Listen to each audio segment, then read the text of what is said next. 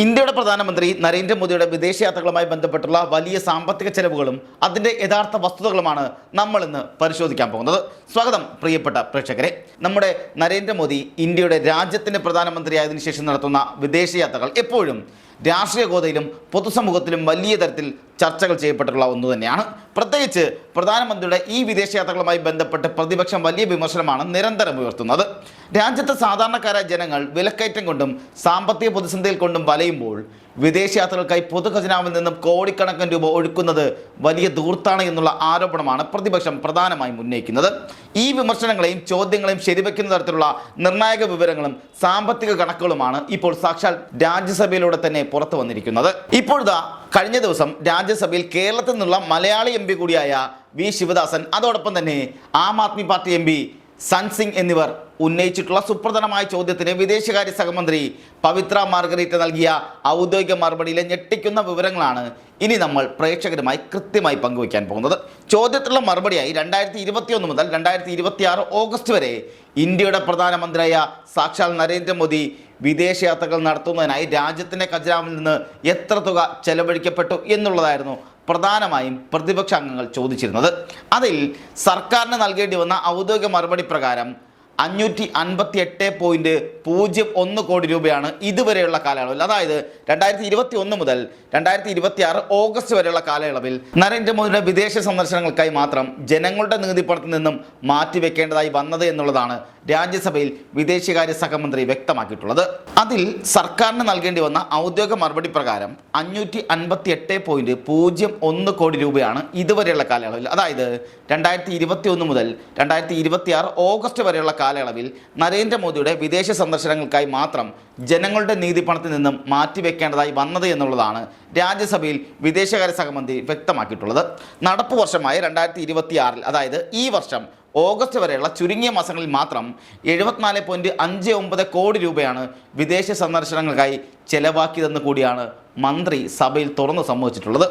മറ്റു വിവരങ്ങളിലേക്കൊക്കെ പോകുമ്പോൾ 2021 മുതൽ വിവിധ വർഷങ്ങളിൽ നരേന്ദ്രമോദി സന്ദർശിച്ച രാജ്യങ്ങളുടെ വിപുലമായ പട്ടിക കൂടി നമുക്കൊന്ന് പരിശോധിച്ച് തന്നെ വിലയിരുത്തേണ്ടതുണ്ട്. പാർലമെൻറ്റിൽ 2021 മുതലുള്ള ഡേറ്റയാണ് എം പിമാർ ആവശ്യപ്പെട്ടിരുന്നത്. ലഭിച്ച ഔദ്യോഗിക കണക്കുകൾ പ്രകാരം 2021 മോദി 4 വിദേശ രാജ്യങ്ങളാണ് സന്ദർശിച്ചത്. എന്നാൽ തൊട്ടടുത്ത വർഷമായി 2022 എത്തുമ്പോൾ 10 വിദേശ രാജ്യങ്ങളിൽ മോദി സന്ദർശനം നടത്തുന്ന സാഹചര്യമുണ്ടായി. 2023 11 രാജ്യങ്ങളിലേക്ക് അദ്ദേഹം യാത്രയും തിരിച്ചു. 2024 എത്തിയപ്പോൾ അത് സന്ദർശിച്ച രാജ്യങ്ങളുടെ എണ്ണം എന്നത് 18ആയി ഉയരുകയും ചെയ്തു. ലഭിച്ച ഔദ്യോഗിക വിവരങ്ങൾ അനുസരിച്ച് ഏറ്റവും കൂടുതൽ വിദേശ രാജ്യങ്ങളിൽ നരേന്ദ്രമോദി സന്ദർശനം നടത്തിയത് 2025 അതായത് ഒറ്റ വർഷം കൊണ്ട് മാത്രം 23 വിവിധ രാജ്യങ്ങളാണ് പ്രധാനമന്ത്രി ചുറ്റിയടിച്ച് കറങ്ങി വന്നത്. നമുക്കറിയാം, പശ്ചിമേഷ്യയിലെ കടുത്ത സംഘർഷങ്ങളും അന്താരാഷ്ട്ര തലത്തിലുള്ള അപ്രതീക്ഷ മാറ്റങ്ങളും അതോടൊപ്പം തന്നെ ലോകത്തെ പിടിച്ചു കുലുക്കിയ റഷ്യ യുക്രൈൻ യുദ്ധമടക്കമുള്ളവ, ഇങ്ങനെ ആഗോള സാഹചര്യങ്ങൾ മാറി മറിഞ്ഞ വേളയിലെല്ലാം അതോടൊപ്പം തന്നെ ഇന്ത്യ അമേരിക്ക നയതന്ത്ര ബന്ധങ്ങളിൽ ചില ഉലച്ചിലുകൾ ഉണ്ടായ പശ്ചാത്തലങ്ങളിലുമൊക്കെ നിരവധി വിദേശ രാജ്യങ്ങളിൽ നരേന്ദ്രമോദി കൂടുതലായി സന്ദർശനം നടത്തിയിട്ടുണ്ട് എന്നുള്ളതാണ് പുറത്തു വരുന്ന ഡേറ്റകളിൽ നിന്നെല്ലാം വ്യക്തമാകുന്നത്. ഇനി ഇതാ 2026 ഓഗസ്റ്റ് വരെയുള്ള സന്ദർശനത്തിൻ്റെ കണക്ക് പരിശോധിക്കുമ്പോൾ ഇതിനോടകം തന്നെ പ്രധാനമന്ത്രി 13 രാജ്യങ്ങളിൽ സന്ദർശനം നടത്തി കഴിഞ്ഞിട്ടുണ്ട് എന്നുള്ളതാണ്. Malaysia, Israel, UAE, Netherland, Sweden, Norway, Italy, France, Slovakia, Seychelles, അതുപോലെ തന്നെ ഇന്തോനേഷ്യ, ഓസ്ട്രേലിയ, ന്യൂസിലാൻഡ് എന്നീ രാജ്യങ്ങളാണ് ഇതിനോടകം തന്നെ മോദി സംഘവും പോയിട്ടുള്ളത് എന്നുള്ളതാണ് എടുത്തു പറയേണ്ട പ്രധാനപ്പെട്ട കാര്യം. ഇനി ഇതുമായി ബന്ധപ്പെട്ട സാമ്പത്തിക ചിലവുകളുടെ കണക്കുകളിലേക്ക് ആഴത്തിൽ പോകുമ്പോൾ മനസ്സിലാകുന്നത് 2026 ഇതുവരെയുള്ള യാത്രകളിൽ ഏറ്റവും ചിലവേറിയ യാത്ര എന്നത് നോർവേയിലേക്കുള്ള യാത്രയായിരുന്നു. 17.47 കോടി രൂപയാണ് പ്രധാനമന്ത്രി നരേന്ദ്രമോദി ഉൾപ്പെട്ട സംഘത്തിന് നോർവേ യാത്രക്കായി മാത്രം പൊതുഖജനാവിൽ നിന്നും ചെലവഴിക്കേണ്ടി വന്നത് എന്നുള്ളതാണ്. പിന്നീട് പരിശോധിക്കുമ്പോൾ മനസ്സിലാകുന്നത് ഇസ്രായേൽ യാത്രയ്ക്കാണ് പിന്നെയുള്ള ഏറ്റവും ഉയർന്ന തുക ചിലവേറിയിട്ടുള്ളത്, അതായത് 11.92 കോടി രൂപ. സീഷൽ യാത്രയ്ക്കായി മുടക്കിയത് 8.22 കോടി രൂപ. സ്വീഡൻ സന്ദർശനത്തിന് 6 കോടി രൂപ. മലേഷ്യൻ യാത്രയ്ക്കായി 5 കോടി രൂപ. ന്യൂസിലൻഡ് യാത്രയ്ക്ക് വേണ്ടിയും അതുപോലെ 5 കോടി രൂപ. ഈ നിലയിലാണ് 2026 പ്രധാനമന്ത്രി നരേന്ദ്രമോദി നടത്തിയ സന്ദർശനങ്ങളുമായി ബന്ധപ്പെട്ട ഞെട്ടിക്കുന്ന സാമ്പത്തിക ഡേറ്റകളെല്ലാം പുറത്തു വന്നിട്ടുള്ളത്. ഇതിൽ ഫ്രാൻസിൽ നടത്തിയ സന്ദർശനത്തിൻ്റെ കണക്കുകൾ പൂർണ്ണമായും ലഭ്യമായിട്ടില്ല എന്നും അത് ഇതുവരെ കാൽക്കുലേറ്റ് ചെയ്യപ്പെട്ടിട്ടില്ല എന്ന വിവരം കൂടിയാണ് പാർലമെന്റിൽ പങ്കുവയ്ക്കപ്പെട്ടിട്ടുള്ളത്. ഇനി ഏറ്റവും കൂടുതൽ യാത്രകൾ നടന്നിട്ടുള്ള 2025 പോകുമ്പോൾ 2025 മാത്രം നരേന്ദ്രമോദിയുടെ വിദേശയാത്രകൾക്ക് വേണ്ടി ചെലവാക്കപ്പെട്ടത് 187 കോടി രൂപയാണ്. അതിൽ തന്നെ ഫ്രാൻസ് സന്ദർശനമായി ആയിരുന്നു ഏറ്റവും ചെലവേറിയത്. അതിൽ 25.66 കോടി രൂപയാണ് ഇതിനായി മാത്രം ഒരു യാത്രയ്ക്കായി മാത്രം ചെലവഴിച്ചത്. ബ്രസീൽ സന്ദർശനത്തിന് 17 കോടി രൂപയും അമേരിക്കൻ സന്ദർശനത്തിന് 16 കോടി രൂപയും സൗദി അറേബ്യൻ സന്ദർശനത്തിന് 15,54,00,000 രൂപയും ചെലവായി എന്നിങ്ങനെയാണ് കണക്കുകളിൽ നിന്നും നമുക്ക് വ്യക്തമായി മനസ്സിലാക്കാൻ സാധിക്കുന്നത്. ഇതോടൊപ്പം പ്രേക്ഷകരുമായി പങ്കുവയ്ക്കേണ്ട മറ്റൊരു പ്രധാനപ്പെട്ട കാര്യം എന്നത് ഇത്തരത്തിൽ വിദേശ രാജ്യങ്ങൾ സന്ദർശനം നടത്തുമ്പോൾ സ്വാഭാവികമായും പ്രതിപക്ഷത്തിൻ്റെ ഭാഗത്തുനിന്ന് വരുന്ന വലിയ വിമർശനം ഇത്രയും കോടി രൂപ പൊതു ഖജനാവിന് വലിയ നഷ്ടമല്ലേ എന്നുള്ളതാണ്. എന്നാൽ അതിനുള്ള പ്രതിരോധവാദങ്ങളും ന്യായീകരണങ്ങളും കേന്ദ്ര സർക്കാരിൻ്റെ ഭാഗത്തു നിന്നും വന്നിട്ടുണ്ട്. പ്രത്യേകിച്ച് പ്രധാനമന്ത്രി നരേന്ദ്രമോദിക്ക് മുമ്പ് 2 ടൈം ഇന്ത്യയുടെ പ്രധാനമന്ത്രിയായിരുന്ന മൻമോഹൻ സിംഗ് വിവിധ രാജ്യങ്ങളിൽ നടത്തിയിട്ടുള്ള സന്ദർശനങ്ങളുടെയും അതിനുവേണ്ടി ചിലവാക്കിയിട്ടുള്ള കോടിക്കണക്കിന് രൂപയുടെ കണക്കുകൾ ചൂണ്ടിക്കാണിച്ചാണ് കേന്ദ്ര സർക്കാർ ഇതിനെ പ്രതിരോധിക്കാൻ ശ്രമിക്കുന്നത്.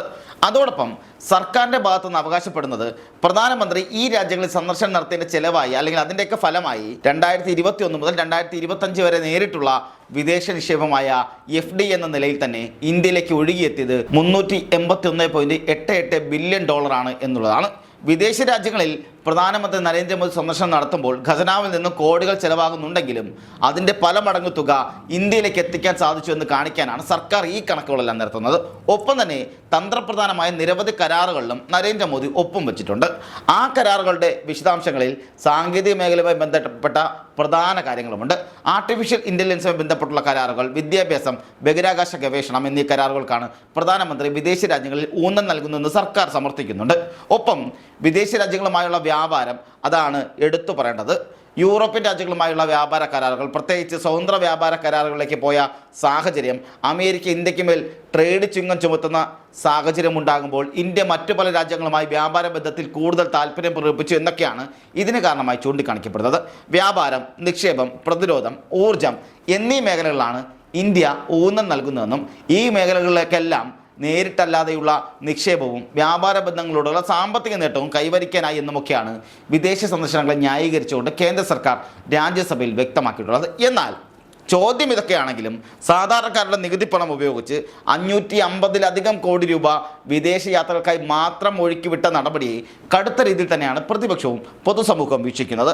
നാം ഒന്ന് ആലോചിക്കണം, 550 കോടി രൂപയാണ് പ്രധാനമന്ത്രി വിദേശ രാജ്യങ്ങളിൽ ടൂർ പോകാനായി മാത്രമായി ഉപയോഗിച്ചത് എന്നുള്ളതാണ് പ്രതിപക്ഷം ആരോപിക്കുന്നത്. ഇവിടെ ഓരോ രാജ്യങ്ങളിൽ പോകുന്ന കണക്കുകൾ പ്രത്യേകിച്ച് എടുത്ത് പറഞ്ഞാൽ 2021 മുതൽ 2026 കണക്കുകൾ മാത്രമേ വന്നിട്ടുള്ളൂ.